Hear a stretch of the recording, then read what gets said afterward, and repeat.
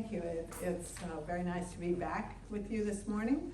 I would point out that I have left texts on the table to my right, and if you want to go and get them, that's fine. There are plenty. And I'll be, actually, could I have a set? Father, thank you. We'll be looking at these as we go along. Now, yesterday, I wasn't able to show my PowerPoint, so I thought I would just catch up with that first. And that'll be a way of going over also what we did yesterday as a kind of reminder before we get launched into what Evagrius does today. It needs to be higher? Okay. All right. How about that? Is that better? Should. Can you hear me? Yes. Okay, good. All right, so let me catch up with these slides, and it also gives me an opportunity to say where you, to talk about a convenient website. So one of our translation team is a monk, big surprise, actually two of them are monks, they're both Benedictines.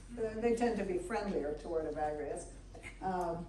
And this person, Father Luke Dysinger, has a website. You can see it up here, ldysinger.com/Evagrius. You can find translations, not direct translations of the Syriac source, but various translations of Evagrius's various works, which are listed down here on the side. And you can just go to his website. So, so it doesn't, they don't have all the notes that we like to attach to our various works, but it's very handy. So I recommend this. He has possibly improbably a Jerusalem manuscript depiction of Evagrius, which is from an Armenian manuscript. So he looks worried here, but at any rate, that's a good place to go. Another, and he mentions another website, another book, Evagrius of Pontus, the Greek Ascetic Corpus, which has other works about monasticism, and that was Oxford in 2003. And then the bibliography, online bibliography by another collaborator of ours, Joel Calvismacki, and this is evagriusponticus.net. But these slides will be made of, can you hear me? Yes, these slides will be made available to you online, I believe. So you don't have to note it now, but it is a good place to go for translations. Okay, so let me just go through about half of these slides now, and then we'll look at others as we go along. Oops, didn't want that. Evagrius is a saint? Yes and no. Evagrius, some of Evagrius's ideas, or ideas that were purported to be his, were condemned in Constantinople in 543 and 553. However, providentially, at that point, the churches that spoke Syriac, except for the Syriac churches that were aligned with the emperor, so most of the Syriac churches and the Armenian church were no longer in communion with Constantinople, so they regard him as a saint. In the Armenian church, he's actually on the calendar and named in the liturgy. So he is acknowledged. He has a more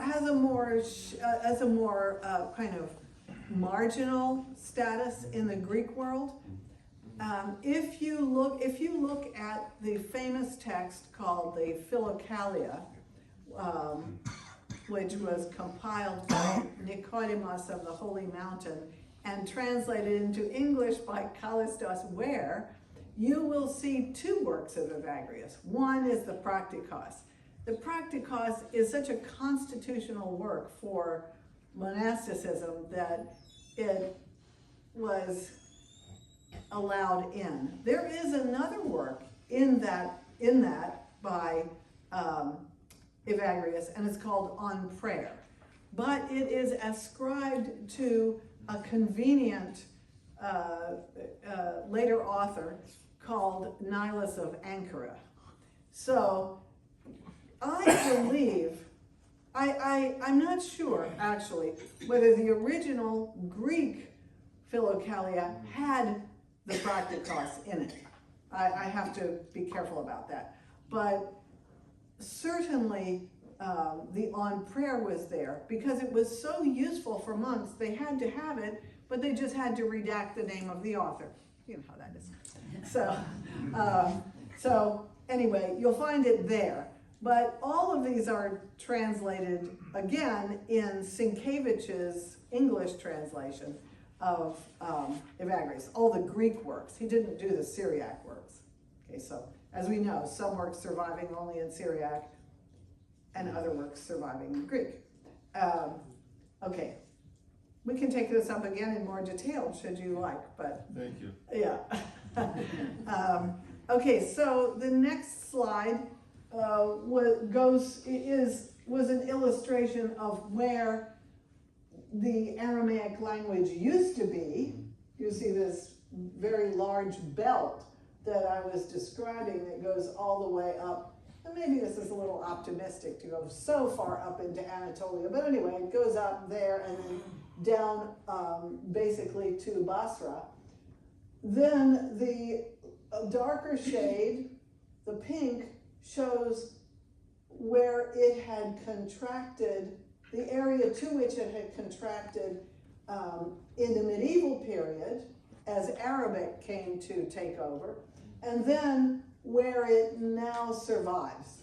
And that would be as Turoyo in the cities of Midyat and Mardin and the monastery of the Cartmine Monastery, Mor Gabriel. Then maybe a few speakers around the Khabur River, and some speakers down here that is not shown in Kamishli. And then the Nineveh Plain, and finally, I'm assuming that this little red dot is Malula. So that's where, that shows you the expansion and contraction of Aramaic. Okay. So Aramaic does exist today. People speak it in those little red spots. Yes, but they speak it as various dialects of, that would be called Syriac. Yeah. Now you could also say that Aramaic continues to be spoken as long as rabbinical students and rabbis are speaking are reciting the Mishnah.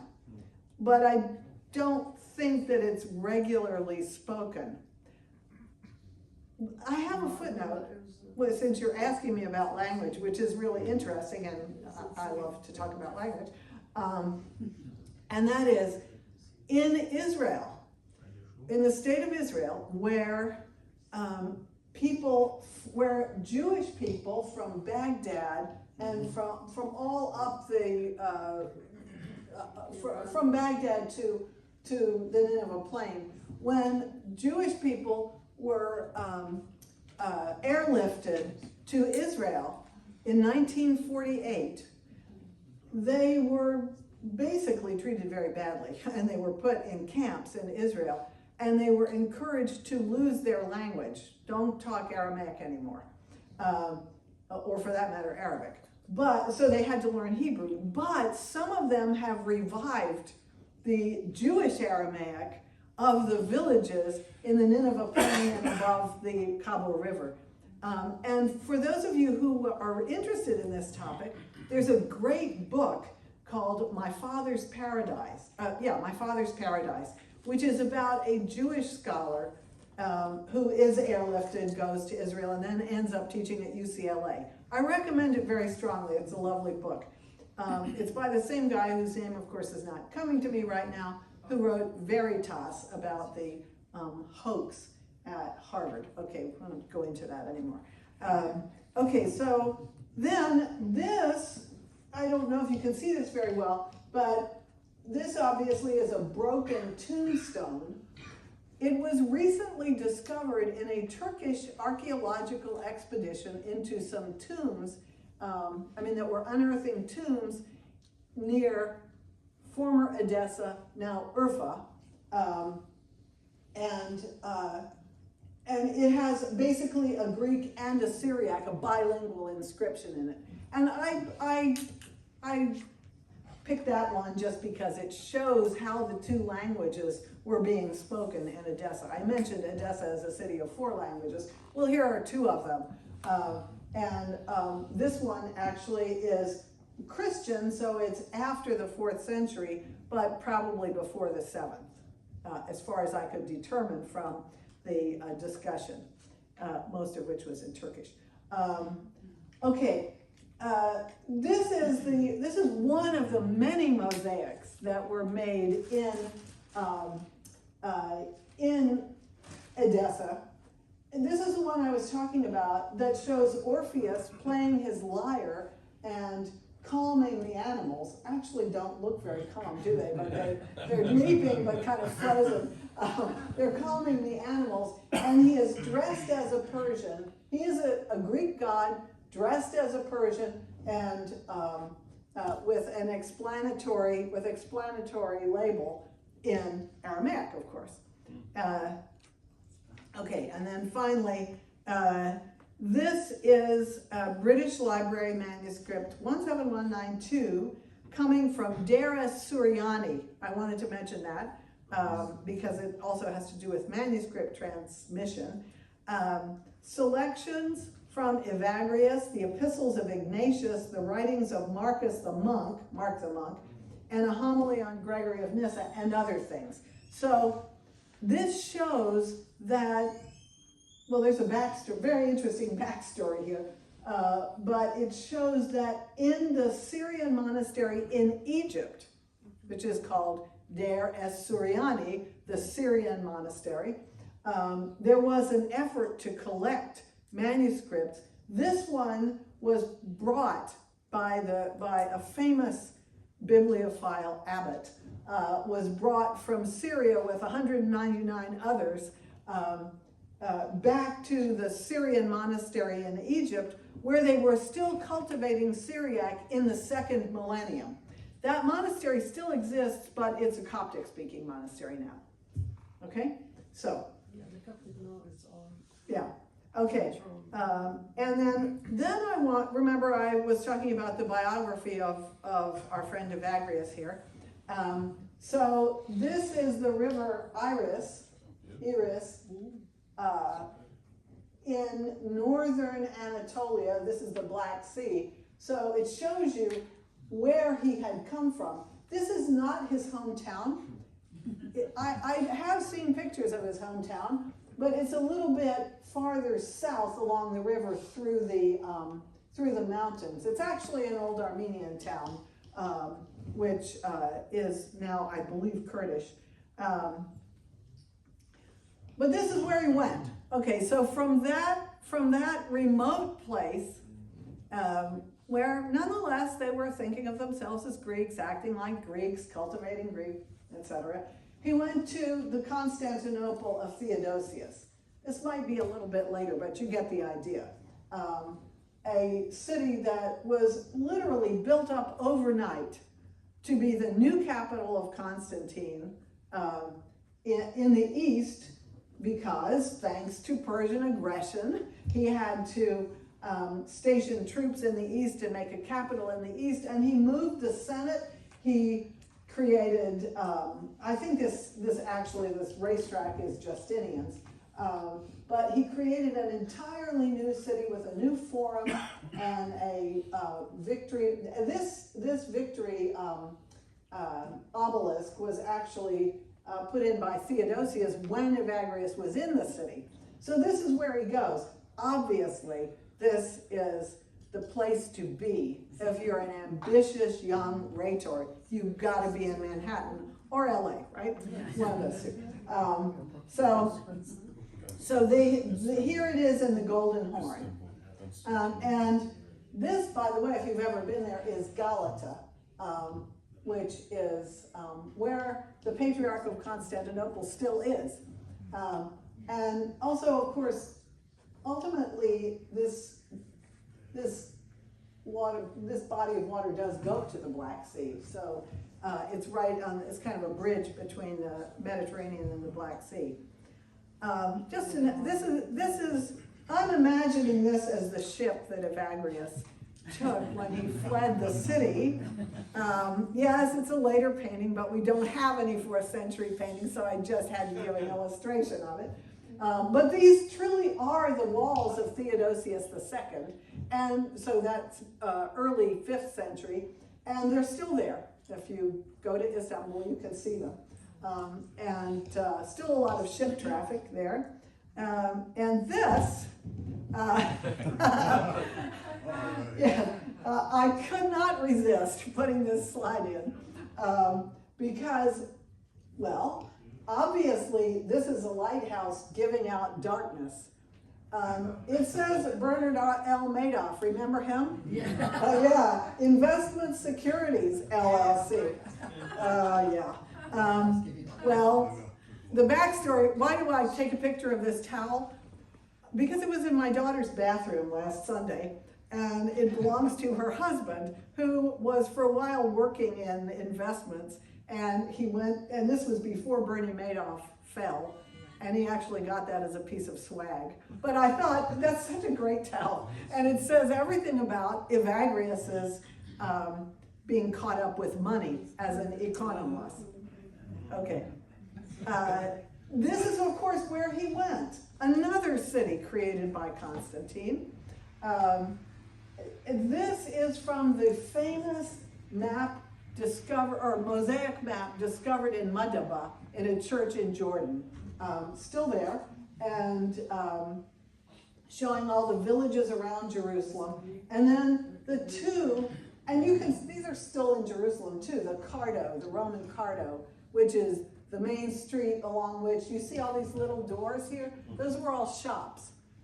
Exactly the way they were in Aleppo, by the way.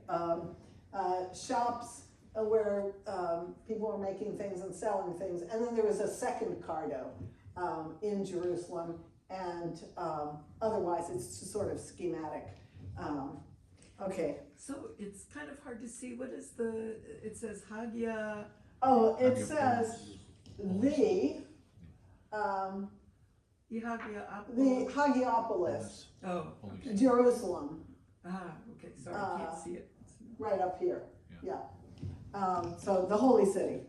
And finally, the goal of the journey, although he didn't know it at the time. I think he was just running away from Constantinople. He didn't know, as so many of us do not know where we're going to end up. Here's where he ended up.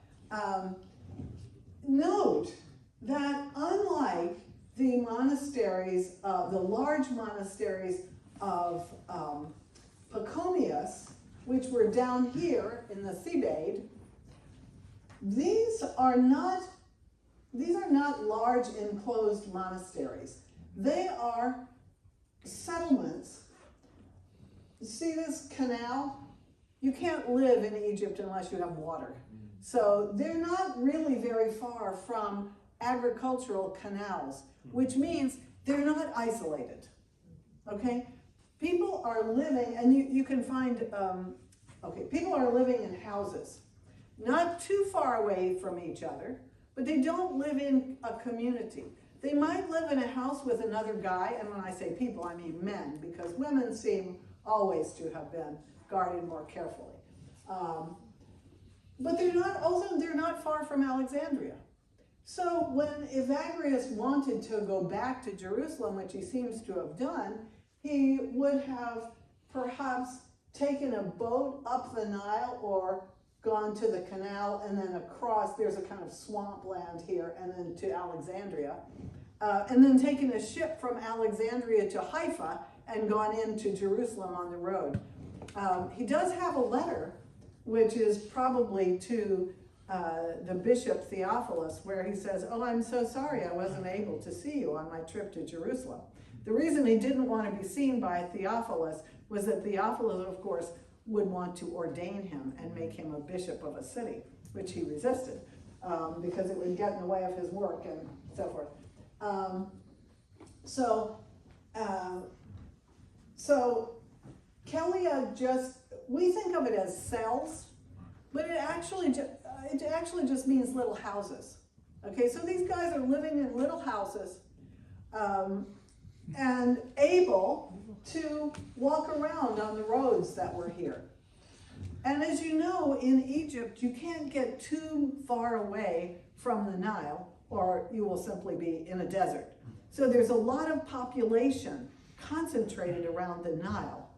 Evagrius doesn't tell us much about whom he might have seen, but we know that he was in touch with lay people, because, as I enjoy reading to my husband, he writes a very insulting letter to a lawyer, saying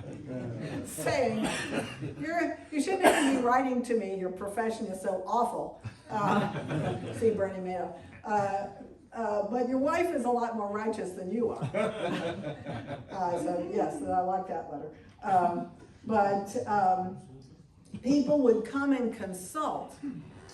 You can, if you read the History of the Monks of Egypt, which is available in paperback, you can see that monks are always, at least the monks in those stories, are always interacting with villagers. So there are a couple of famous incidents of monks who tame or dispose of, I don't want to think about it, a hippopotamus and a crocodile to save the villagers from the threats that these animals pose to their businesses, which would have been fishing and irrigating, right? So monks can also be very much in touch with regular people, if anybody is regular, but you know what I mean. They can be in touch with people who aren't monks, and who come to them for advice and counsel.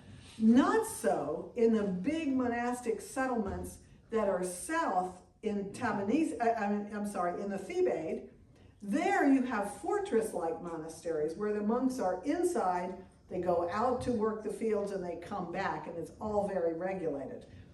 Our friends up here where Evagrius comes from, they're not very regulated. And that's why he has to write in some of the letters, be careful. Because when you're, be careful because when you're walking around, be careful. Be careful. Because when you're walking around, you can be observed by demons who will look for your faults. We're going to come back to that shortly. Okay.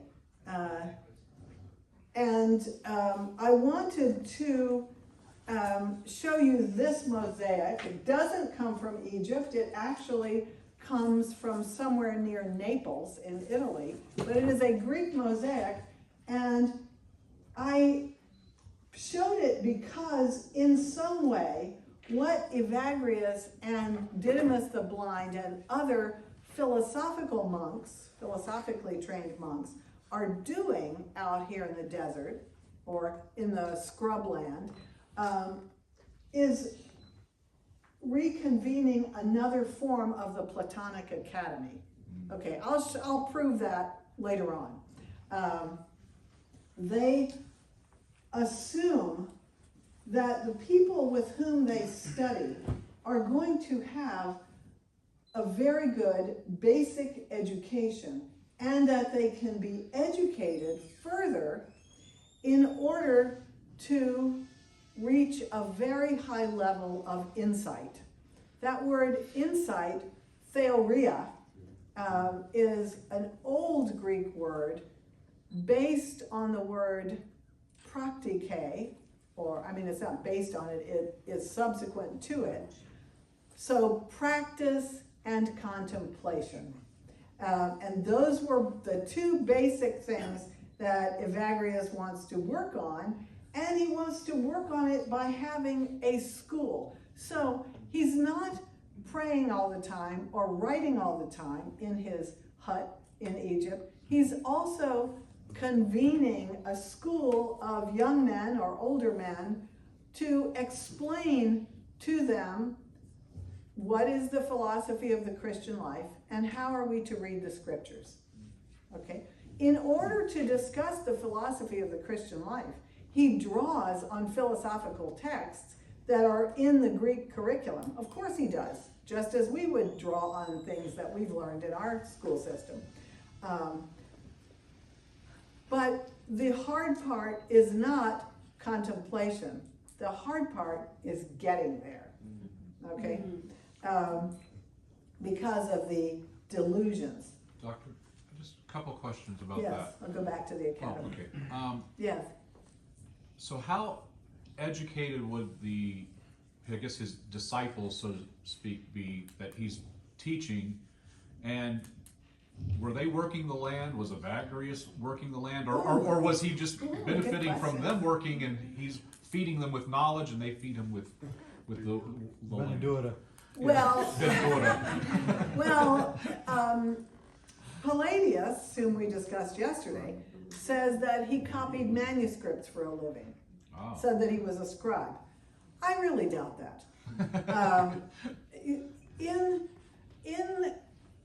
Unlike in Western monasteries now, in the Eastern tradition up until the present, a person who enters a monastery can come in with his own money or her own money. I mean, Russian Orthodox nuns used to come in with enough money to pay a servant. I'm thinking of a certain incident in the 19th century. So, because there is no rule, generally speaking, in Eastern monasticism, a lot is left up to the discretion of the person who is becoming a monk or a nun and their spiritual advisor, their father or mother. Okay? So, did Evagrius come in with money? Well, possibly. Gregory of Nazianzus leaves him money in his will. He seems to be able to travel, but he doesn't have to go to an abbot to ask him for money to travel. And to get up the Nile and get on the boat and get over from Haifa to Jerusalem, he has to have money. So it's likely that as a highly educated man, he would have had money. And there is, confirming this, a letter in the collection where he discusses the will of his father. Now, it's not clear whether his father, he's calling Gregory of Nazianzus his father, or he's talking about his father back in Iwara. His father, the core bishop, yes. So, anyway, he has it. He has sufficient funds. And actually, why would he talk about the love of money as a problem if there wasn't money around? So, okay. All right. Now, I mentioned, so, okay, those were all the slides from yesterday. I mentioned Sienkiewicz. Sienkiewicz's book on Evagrius, the Greek ascetic corpus, which is a series of translations of everything left in Greek that was published by Oxford in 2003. I mentioned that. In that book, Sienkiewicz collected treatises that were written to beginning monks. One of them is called Foundations of the Ascetic Life, which I don't actually think he wrote, but maybe he did.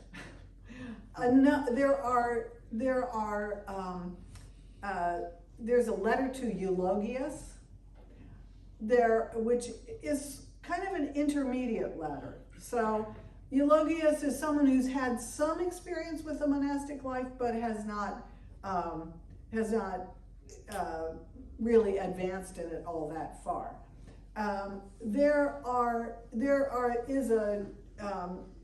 There's collected the beautiful work on prayer, the works to monks and to a nun, which he wrote for the community in Jerusalem.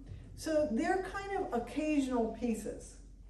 What Sienkiewicz does not have in that treatise, but which a former doctoral student of mine from Catholic U is going to publish soon with Oxford, is a collection of things Evagrius probably wrote before he ever thought about becoming a monk.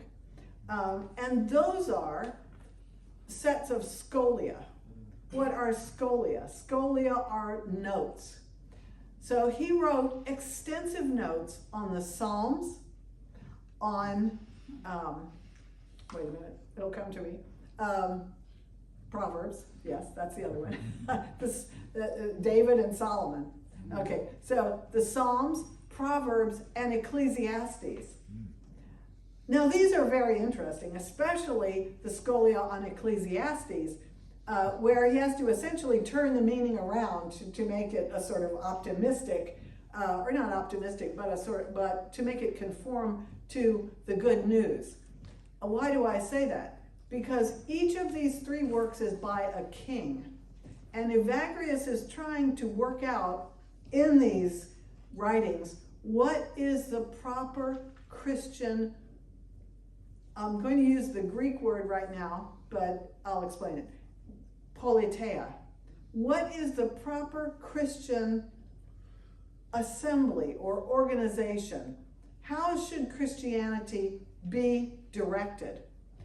And he does this by reflecting on these three scriptures, which were written by kings of Israel, but with a view toward Christianity. Because as you know, in the early Christian period, most Christian authors thought that the Old Testament was written in anticipation of Jesus. There were, obviously that's why the Old Testament, the Epistle, and the Gospel are now read in church, because they're linked, right? But Evagrius had a particular purpose in writing these, which again I think he did before he became a monk. And they were meant to guide the Christian organization, understanding that the king would be a sage, a philosopher. Okay, this is a theme that goes back to Plato, right? So these are kind of exercises of a Christian author who's trying to find in the Bible something like the Republic, the Statesman, and the Laws of Plato. Cool, right? And they really haven't been taken into account yet in a kind of description of Evagrius's overall career. I don't think that's so important for our purposes, because I think that's a project that he gave up on, having written all those scholia. And by the way, he was the first Christian to have used this literary form of scholia, which are short interpretations. Before Evagrius, the only people who use them are Homeric scholars who write about Homer and, sort out the meaning of it, often allegorical or figurative meanings through scholia. Okay, so he did that early in his career. Why do we know they were early? Because he never mentions a monk. Neither does he mention Satan. I think one time he mentions a devil in all of those works. And the scholia on the Psalms are his longest work.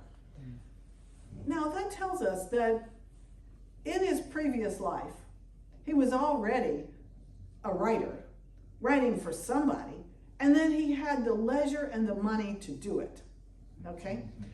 He also probably wrote the Kephalia Gnostica before he became a monk. And that's really interesting. And that is also because he never mentions monasticism or a monk in that work. And I think he also mentions the devil once. That work, the Kephalaia Gnostica, is all about, okay, I'll show you on there. So, see, we don't have it up there. We just say the Gnostic Trilogy, but I'll tell you why we did this, why we called it that. The Kephalaia Gnostica were probably written for Christians who were very advanced in their Christian education to contemplate certain episodes and certain images in Scripture and to understand how they could appropriate and embody them. Okay, so he probably did all that before he went to Constantinople. And that would actually make sense of the so-called, of what I think of as the missing years, right? Because the man was hardly not going to be busy. Okay, what he's done, what happened to these scholia? Okay, Evagrius is, as I've already said, not appreciated in the Greek world after 543 and 553. So these scholia were broken up and put in the margins of manuscripts, biblical manuscripts, along with other people's scholia.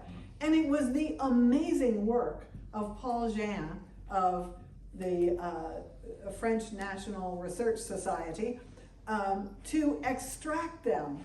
There were other people, he had a team, to extract them and collect them into volumes and give us essentially what the early career of Evagrius was devoted to. Now, that might not excite you as much as it excites me, I'm willing to admit.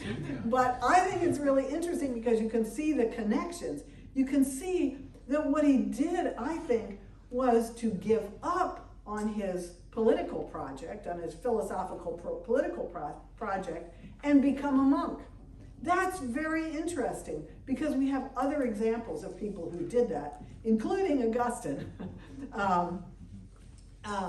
Okay, and so, Marin. sorry? Saint Marin. Yeah, very good, thank you. Thank you, I'm going to put that in, I'm going to note that in a future publication. And Doctor, if I might say, he's almost like untested virtue and all this great knowledge. And then he goes to Constantinople when his virtue is tested, deeply tested. And he almost gives up on any political, and then he flees from money, power, prestige, position, and he becomes a monk. Yes, that's correct. The Gnostica to the Practicus. Well, he has to go back. Yeah. He has to go back in a sense, and establish him. I mean, if this is correct, he has to go back and establish himself, and he learns from the monks who were there, who were the second generation after Antony. Okay, so Macarius the Great and Macarius the Egyptian, from Didymus in Alexandria. So he has new schoolmasters in the second phase of his life. Okay, but unlike Mari, who it was all about him, he was the Mani. Khatam al-Anbiya, the seal of the prophets. Yes, yes. Evagrius seems to have a real passion for a connection with Christ and passing on Christian values to others and himself, trying to live it himself as well. The goal of the Christian life for Evagrius is to be an anointed one. Okay. In other words, all who have been baptized into Christ have put on Christ. That's his motivating biblical quotation. Then how did he end up being a heretic in Association. Constantinople? Well, that's interesting, and that comes down to Cyril of Scythopolis. So if you remind me to talk about Cyril of Scythopolis in that rascal in in the next, in the next hour, I'll talk about how this disaster happened. Because everybody takes things too far, right? I mean, yes. At one point or another, we've all taken something too far. And I think there were monks in Palestine who took Evagrius' thought too far. And Cyril of Scythopolis says, oh, they're bad, I'm reporting you to the emperor. And then the old machinery of state gets going. But that's a story for next time. So, Evagrius goes to the desert, and what I think he does, and I know Joel agrees with me anyway, he takes the Kephali Gnostica that he has already written, he writes it, by the way, against the Manichaeans, among other people. So that's our link to Edessa. That we'll come to. And I'm going to quote now one of my favorite quotes of his, that he says in a couple of places, to a monk who has contemplated suicide, why would you destroy the vehicle of your salvation? That is your body. Wow. The body and what you do with the body is where salvation begins. It's not just your soul escaping from the body, it's your body. And that's I think in the third book of the Kephali Gnostica. So he's already thinking about that, unless of course he revises it later. He probably takes with him to Egypt the Scholia and the Kephali Gnostica, or takes to Jerusalem, because he did take a day to pack up, and we know what he's packing, books. Go to Jerusalem, and then sent to Egypt, if that part of the story by Palladius is correct. And then he starts to write books that are more appropriate to the monastic life. So that, I believe, is where he writes the Praktikos and the Gnostikos. So those are the first two books of the Gnostic Trilogy, the Praktikos and the Gnostikos.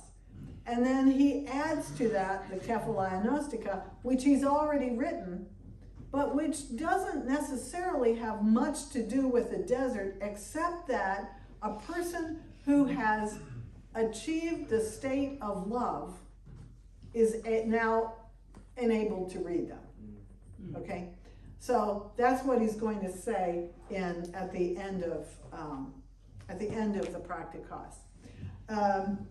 Okay, let's see. I guess we could just.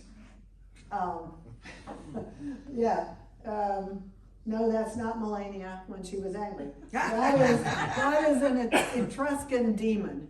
And I had to find some illuminations or some illustrations of demons, because that's what the Praktikos is about, at least in part. But Evagrius, I believe, uses the tradition of demons, which obviously figure very strongly in the Gospels, as a way into his discussion of how to repel thoughts. And these thoughts, as I've already said, I would like to translate calculations, because they have to do with calculations of how am I going to get this, how am I going to get that. They're self-aggrandizing thoughts. Are they different than vices then? Yeah, vices are the actual practices. But before you do the practice, you have to have the thought. For the right? temptation part of well, there's more than that. Yeah, temptations are present all the time, right? I mean, This is dwelling on the temptation that might lead to the it could be. Well, may I? You may. Okay. Speak, Father. So basically, what he's trying to do here is distinguishing the thoughts from actually passions, not from vice per se. So for him, because this is the space where you can say no and you're still morally okay, the thoughts themselves. Now, if you entertain the thoughts, if you go along with them, if you don't resist them, then they turn into full-blown passion where you are morally liable. And that's the sin. But the thought is that space where you can safely struggle with them and this is what he wants to do. Now, vice, you're talking about vice when it becomes a sort of a habit, an ingrained habit. But individual temptations are just at the level of thought, and this will prove very important later on in moral theology, because this is where they will say, again, that trying to delineate when exactly does it become a sin. Is it simply when I get a thought, or not? And so this is where Evagrius will become very Helpful important. in the confession. Yes. Well, I mean, interestingly, the interesting thing about, I mean, several interesting things about this, thank you, is that Evagrius has no idea of original sin. Forget it. I mean, there was a sin. We know what it was. And then it got to be a habit in the human race. But he believes, as others do in the East, in freedom, right?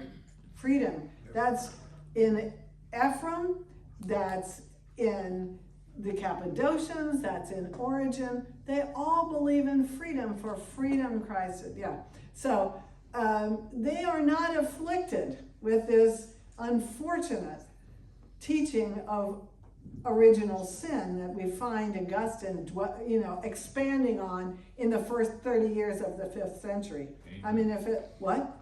Amen, sister. Amen. Right, well, yes. But Speak more, sister. I will. But one of Evagrius's main disciples was John Cassian. Yeah. And John Cassian goes west and founds a monastery and writes what is essentially Evagrius's teaching, putting it in the mouths of esteemed older monks that he's met in Egypt in the conferences and collations. And that gets into the bloodstream of the West. So that when Benedict, or whoever it was, wrote his rule, he says, read John Cassian. So the Benedictine rule, and Benedictines, generally those in the Benedictine family, do not have this gloomy Augustinian approach. They think that it takes work, of course, but you can do it. Who was it, dear Father Constantine, who then incorporates into his moral theology John Cassian? You know who it is. Well, Aquinas. Aquinas, Thomas Aquinas, yes. So you have this too going all the way up into Thomas Aquinas, whereas the Augustinian strand goes into abeyance until the 14th century. And then in the 14th century, you have a revival of Augustine. Actually, Geoffrey Chaucer is a good example of that, by the way, since we're talking now about the medieval period. But I quote the theologian to whom some of my ancestors were attached, who said, Augustine is all ours. And who was that? John Calvin. Yes, so Calvin, in a sense, brought Augustine back into the West, certainly with the assistance of Martin Luther. But that's a whole different story we don't have to talk about. So in the apart from Augustine and his disciple Caesarius of Arles, in the West, particularly in the monastic circles, you have this inheritance of Cassian, which is really the inheritance of Evagrius and Origen and Clement before him. So freedom is present in the West in these monastic circles. It's also present in the East generally, because fortunately, and this is fortunate, nobody west of, contemporary Yugoslavia, except for the court of Constantinople, was reading Latin. So they just didn't read Augustine.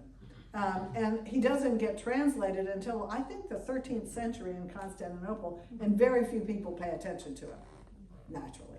So we're sort of free of that if we adhere to an Eastern point of view, which we all in this room do. So then what Evagrius does in the book with the blue cover is to arrange a manual for teachers. That's what this thing is. It is arranged into the Practicos, the Gnosticos, and the Kephalaia Gnostica. The Practicos is for the practicing monk, and the guidance, and it is a kind of manual for the person who is going to train monks, or I should maybe say ascetics. The Gnosticos is itself the teacher's manual, and I'll go into that a little bit. I've got some pages copied from that back there. That's the teacher's manual.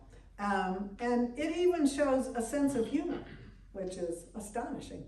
And the Kephalaia Gnostica then is attached for the Gnosticos who wants to meditate on these things. So in essence, Evagrius reuses the Gnosticos by attaching it here. It does, however, contain some things which troubled people. It didn't only trouble Greeks, it troubled Armenians, and it troubled Syriac speakers. And that is why we have varying translations of it. And I'm going to talk about that too, because it shows you something about how we constructed the book. So it's a 5 to 11. Should we talk now? Do you want me to go on and talk about the Practicos, or what would you like? Speak more, sister. Yeah, keep going. Okay, well then, yes, you would make my children laugh. They don't like to hear me preach. Well, tough, they have to listen. Exactly. Well, they've reached the age of maturity now, and I'm less likely to preach to my grandchildren. So I made a packet, a little packet with that has clips on it, and I wanted to show you by way of contrast what Ephraim has to say in his third hymn on virginity, because Ephraim thought so differently from Evagrius, and wrote so differently from Evagrius, but he almost unknowingly, in a sense, becomes the preparation for Evagrius, because he is writing for people who have taken up the life of the Benai and Benat Keomo, the sons and daughters of the covenant. And they have taken a vow of celibacy. This, as I mentioned yesterday, this shows up in the writer Farhad, writing somewhere in Persia in the 340s. It shows up all through Ephraim's works. And the terminology he uses is terminology that comes from earlier in the Syriac tradition. The Odes of Solomon, for instance, or the Acts of Judas Thomas. And there were doubtless other pieces of writing which we no longer have. They were not preserved in Syriac, or they were preserved in only some other language, because for whatever reason, a library was not created in the 4th century that preserves all these works they would have depended upon. But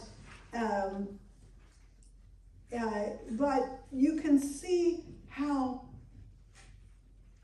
well, Ephraim was an incredible poet.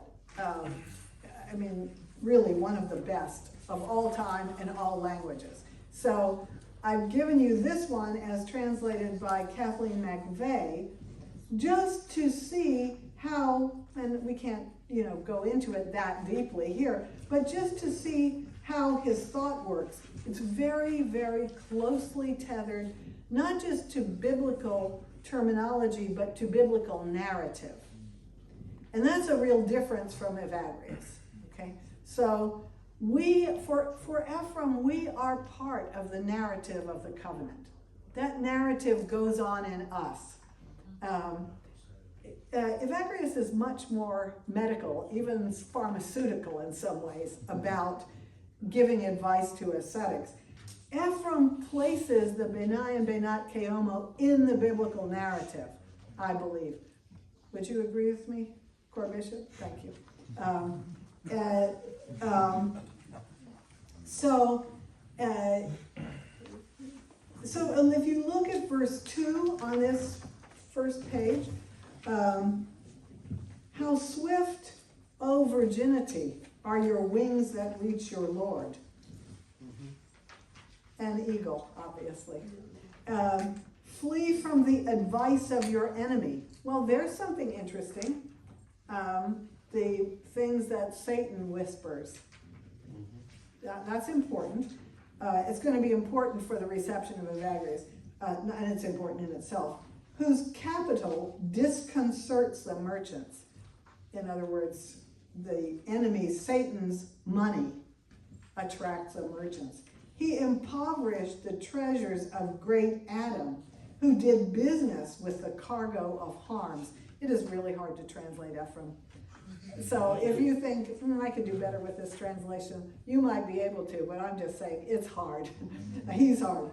Do not borrow from the one who lends and does not demand, for if you repay his money, you would make him poor.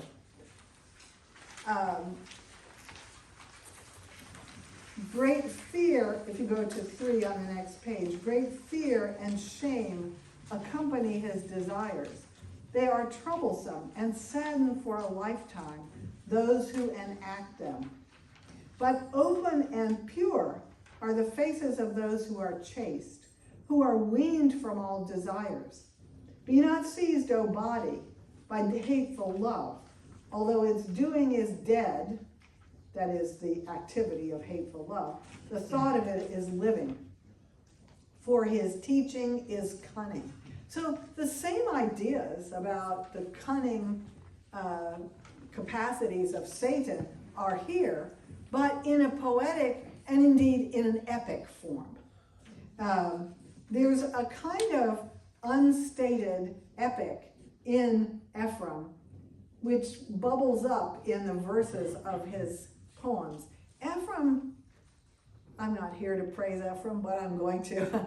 Ephraim has it all as a magnificent epic in his mind. That is, the Old Covenant, the New Covenant, and now, or his own time.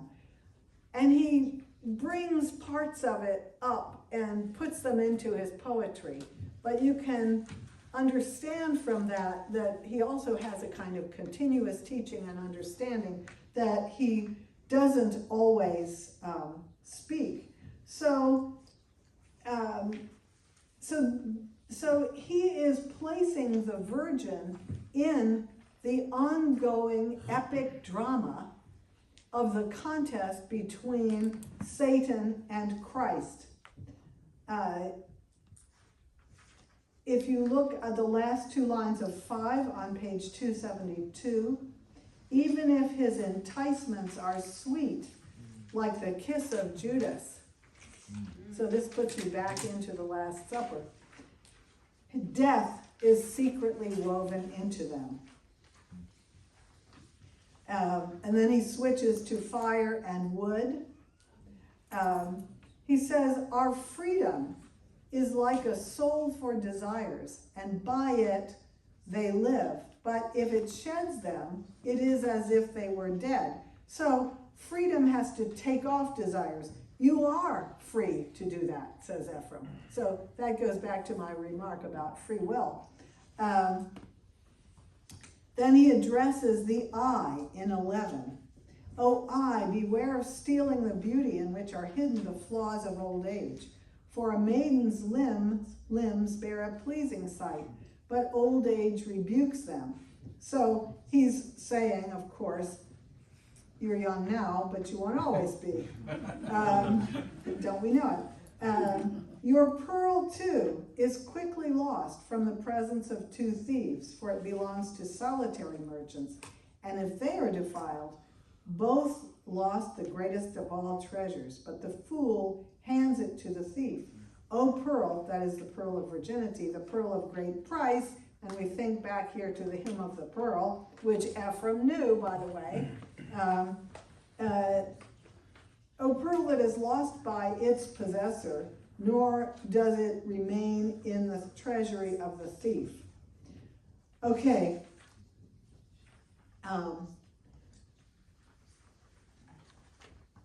The last stanza, 16, he says, "A dove uprooted her nest and went out in desire of the serpent. May you not discover Eve's discovery. Instead, will you discover remorse in her?" This actually alludes to a non-canonical story of Adam and Eve that originated as a Jewish story and is preserved in Syriac and expands upon the tragic fall of Adam and Eve and what happens to them afterward. So Ephraim is drawing on extra biblical traditions here, and he makes a point in a very different way from the way Evagrius made a point. Why? Well, because these hymns are yes, they are hymns on virginity, but they are for other people to hear. He is trying to train people in the context of the churches in the city of Nisibis and in the city of Edessa. He does not have in mind giving training to those who are out in the wilderness, even though he writes about them. So that's what's going to be different and between what Ephraim does and then what the Syriac authors or Syriac leaders of the 5th century will see. Wait a minute, I messed that sentence up, sorry. The Syriac authors of the 5th century think they need something new. And that, I believe, is why they translate Evagrius. But we'll get to that next time. So I think at this point, we can have any discussion that you would like to have and then take a little break. And we'll come back and deal with the 3 parts of the Gnostic Trilogy and their reception in the Syriac world. There are many, many things, it's a vast territory, and I can only point to most of it. But thank you for listening and for your patience.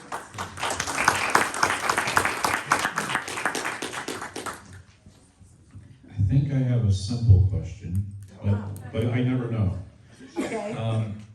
When you were mentioning about the scholia, and that the one professor or scholar, he went through and with his team found all those references, were they attributed specifically to Evagrius, or how did he go about determining that that's scholia of Evagrius versus somebody else, since it's supposed to be, you said there was various different Yes. persons?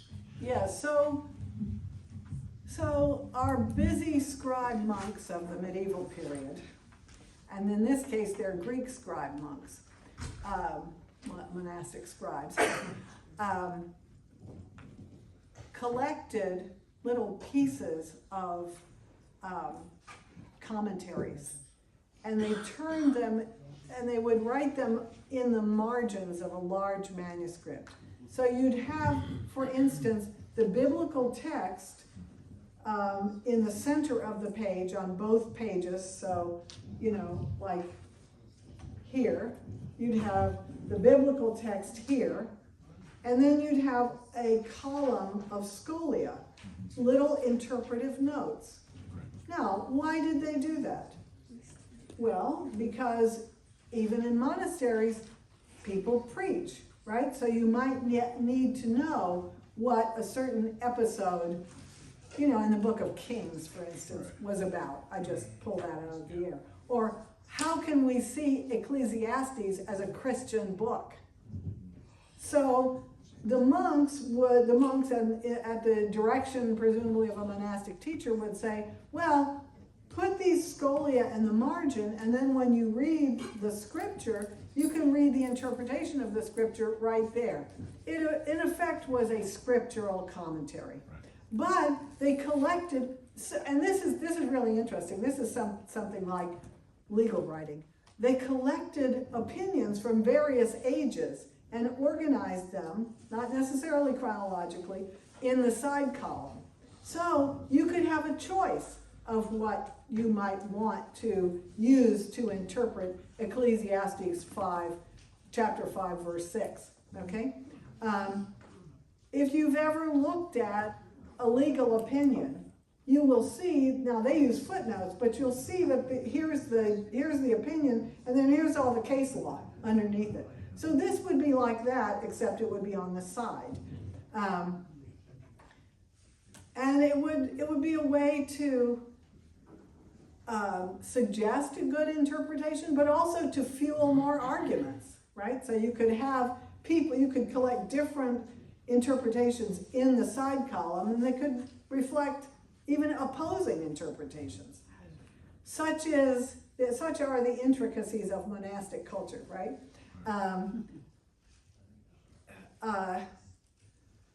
And I believe this kind of writing would have gone on in the large Syriac monasteries, in the large Armenian monasteries, and large Greek monasteries, most of which no longer exist. But their libraries would have been the basis for this kind of compilation. And the object of it would also have been teaching through sermons. Right, but specifically with regard to identifying Evagrius. Thank you. I knew you'd call me back to your original. Well, he's a rather obsessive person. In fact, there was an article once written by someone who perhaps was not qualified to write it, but the article was called, the title of the article was, "Did Evagrius of Pontus have obsessive compulsive disorder?" Maybe he did. But the thing that Paul Jean did was to basically identify all the terminology with which, and Evagrius is remarkably consistent in his use of terminology because he has the mind of a medical student. He really does. He's unlike Origen in that way. Origen is different. But because he was interested in diseases and remedies, he had to have the terminology straight, right? I mean, it's not as dreary as that sounds, or I wouldn't have spent so much time on it. But that's how he operated. And then, so that's how Jean said, oh, he's using this word, that's Evagrius, in connection with these other words and these ideas in these manuscripts of Scholia. And I have to give credit where credit is due. For the largest work of Evagrius, the Scholia on the Psalms, it was actually a French woman named Marie-Joseph Rondeau who did the original identification of the Psalm Scholia, and then she became very old, a fact I can appreciate now, and in her 80s, I think Jeanne said, hey, could we, finally get this edition out? And she said, yes, so they did it together. Deacon Shaw has a question. Yes? Where does the anti-reticos comes into the corpus of Great question, thank you. Apparently, a monastic leader in Egypt named Lucius, or Lucius, he really is probably a Roman, wrote to Evagrius and said, we're having some trouble here. Can you extract some biblical, phrases that would allow my monastic students to respond when they have a demonic attack or when they have a thought that is prompted by a demon? And so Evagrius said, sure. He probably had it already all indexed. And this is in fact his little book of remedies. Wow. Here's your medicine. Yes. Yeah, it's very interesting. It's not complicated. It's just passages out of the scripture, beginning with the Old Testament and ending with the New, where you can respond to the thought of anger, or the thought of gluttony, or the thought of the love of money, philargyria. And it doesn't survive in Greek, which is very peculiar. I don't understand why, but it does survive in Syriac. And it's available through Cistercian publications, which is pretty cheap. And people who use it tell me it's effective. What was the title? Well, in the English translation, unfortunately, I think it's called Talking Back. But it means responses, contrary responses, or rebuttals. Rebuttals is probably a better word because lawyer brain. Yes. Doctor, can you talk a little bit more about the difference between Evagrius' approach and Ephraim's approach? Sure. Although really I feel that I know Evagrius now a lot better than Ephraim, but I did at one time translate Ephraim's memory on the Triduum, basically we'd call the Triduum, and the difference is also in the two languages. Okay, so I was going to say something about this in the next in the next presentation, but I'll talk about it now, because as you know, it's very difficult to approximate the meaning of a Semitic language in an Indo-European language. So many people here speak Arabic and English, and I admire you. But you know that there's no equivalent, really, between things you can say in Arabic and things you can say in English. And I will add that that Arabic was the sort of ultimate vessel for Evagrius in Egypt, that he gets translated late into Arabic, and this will be, I think a version of this will be appearing in print in a couple of years. So Ephraim was a master of Aramaic, and he could use its admittedly smaller vocabulary in ways that, by using the words that have many meanings, many shades of meaning in one word.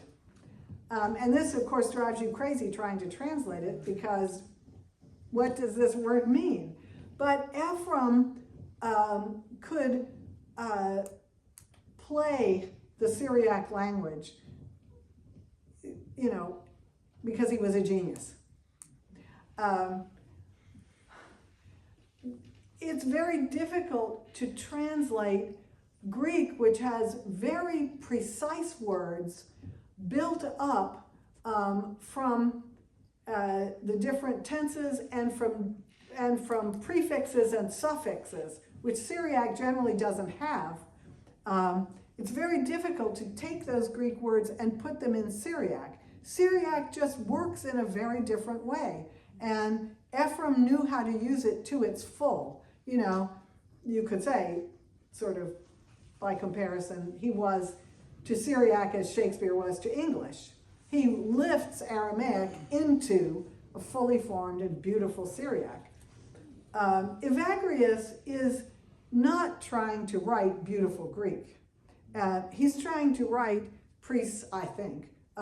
he's trying to write a very precise Greek, and he does it in Greek by using all these shades of meaning, by using prefixed and suffixed words, or words in tenses that verb tenses that don't exist in Syriac, for instance.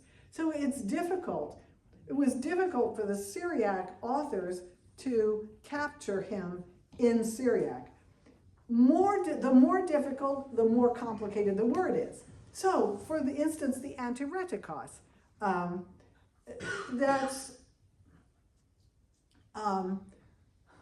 that's biblical quotations with labels. Against the thought of anger, say X, or one of 5 things. It's prescriptions, it's pharmacological. That works fine, that goes into Syriac fine. The praktikos goes fairly well into Syriac.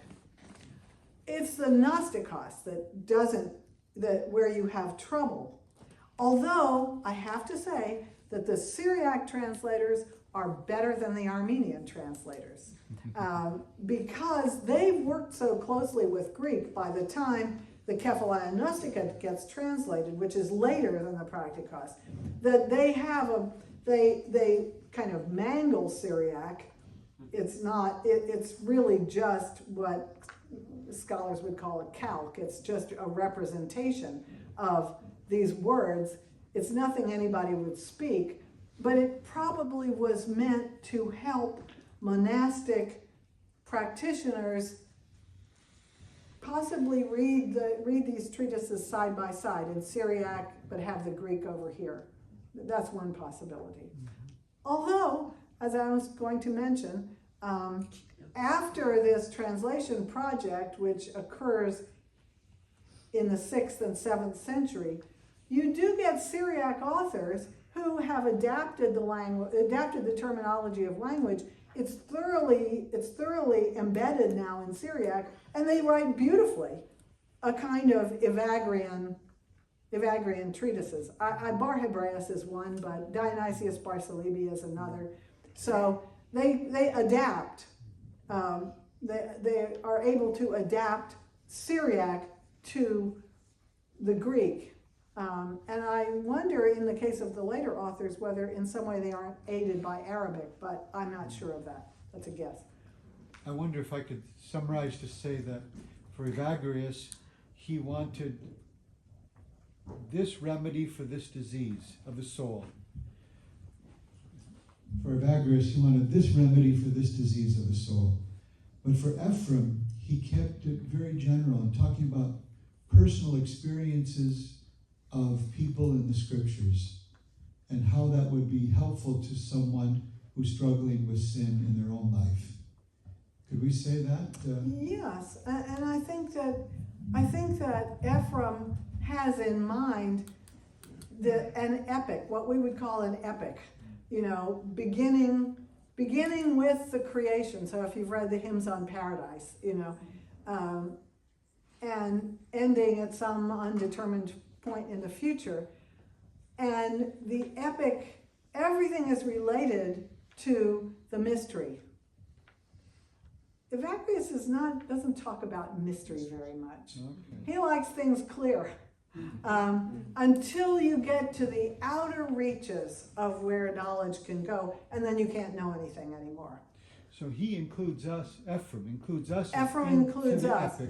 Yeah, but Evagrius was more, as I said, a medical person in his attitude. So I'll just use myself as an example. He would come up to me and probably take one look and say, these are your problems, and here's what you have to do. And he fits that into a system, but he's essentially used the larger system of Clement and Origen. And then so you could place his writings very easily in their overall system, which I'll try to say something about again in the final lecture, because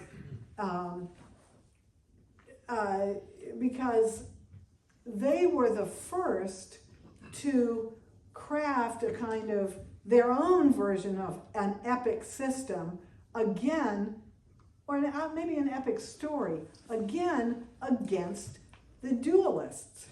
So the thing that makes them both, that unites Ephraim with Clement, Origen, and Evagrius, is that they're both trying to secure the correct, healthy understanding of Christianity versus people who say the world is trash, most people are trash, and your job is to get out of it. That's very helpful. Let's end this morning session with one more question from Father.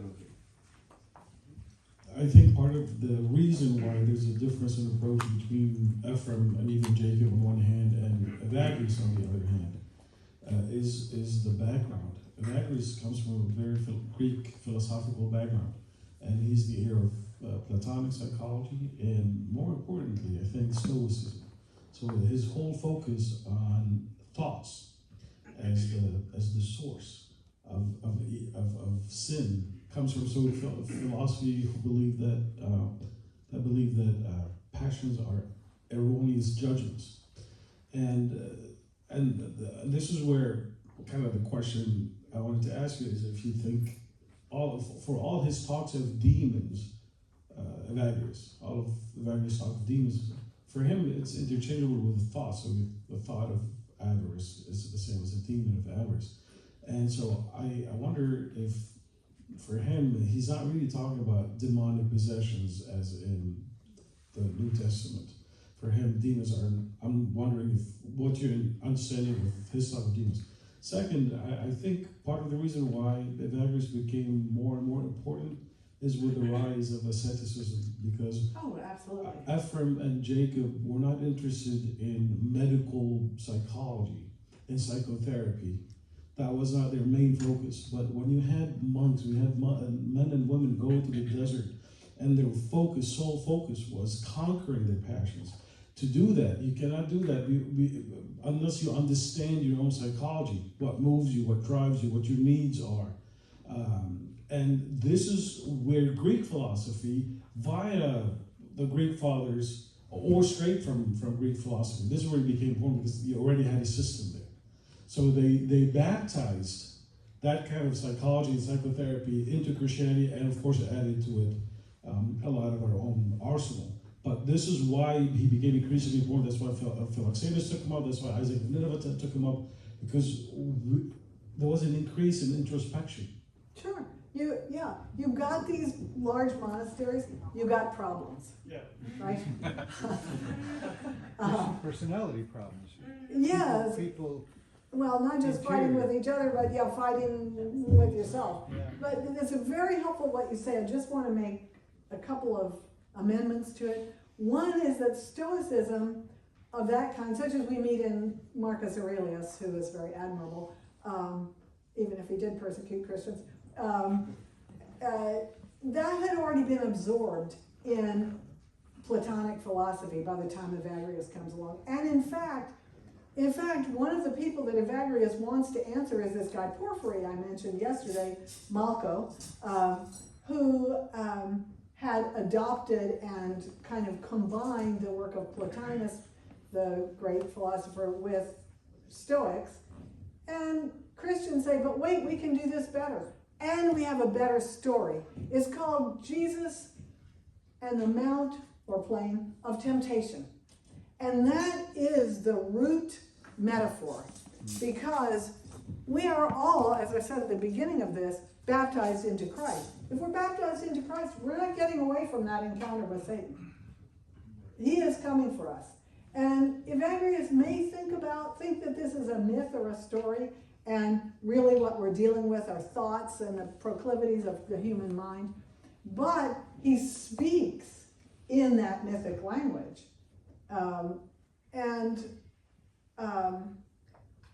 Because most of the people to whom he speaks, do believe in demons. And who am I to say that certain people aren't demons? I mean, it's really rational beings who are demons, but rational beings in their most corrupt form. And that's really what he's talking about. Yeah, but not demonic possessions is what I'm talking about. When it says someone is beset by the demon of avarice, do you think he means somebody's actually possessed by an evil spirit? Not possessed, but vehicle for it. well, it's hard to say, actually. I'm going to sort of go fuzzy on that one, because I think that Evagrius is highly rational, but he's not a rationalist. He does not deny if he denied demons, he'd have to also deny angels, right? And he doesn't.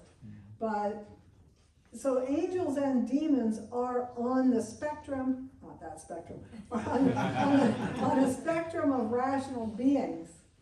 Demons, and it could be that the Emperor Theodosius was a demon, or, acted like a demon. Yeah, I'm not talking about his view of angels and demons in general. I'm talking about when he talks about the vices and the thoughts.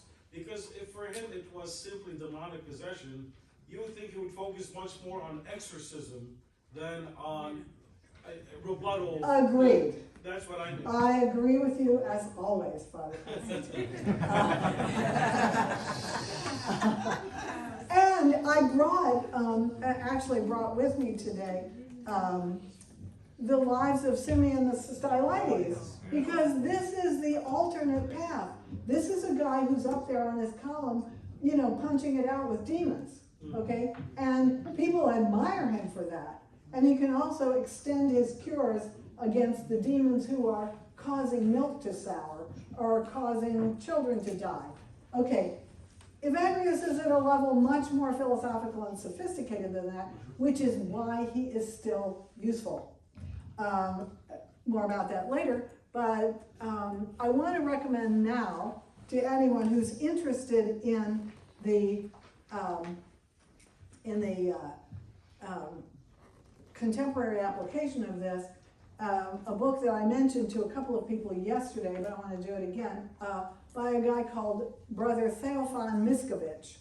He is a monk at New Skeet who was a neurobiologist, and he is writing precisely about prayer and the mind. And I think it goes very well with this tradition that Evagrius started or consolidated and started. Okay. It's going to come out at the end of this calendar year. Theophan Miskovich, Miscovic.